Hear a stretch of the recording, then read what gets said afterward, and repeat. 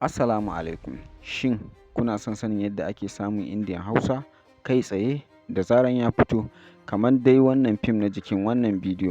Ku sha kurminku, nesa ta zo kusa. Ku biyo ni har ƙarshen wannan bidiyo domin sanar da ku yadda ake samu. Wannan tashar an ƙirƙire ta ne musamman domin kawo muku sababbin Indian Hausa films inda ake haɗa fina-finai na India da fassarar Hausa cikin ingantacciyar hanya.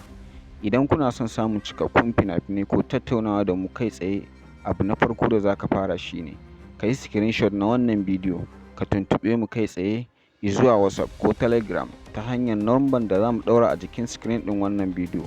Muna maraba da duk wanda yake sha'awar kallon fim cikin harshen Hausa da kuma sababbi ko tsofaffin fassara masu ƙayatarwa.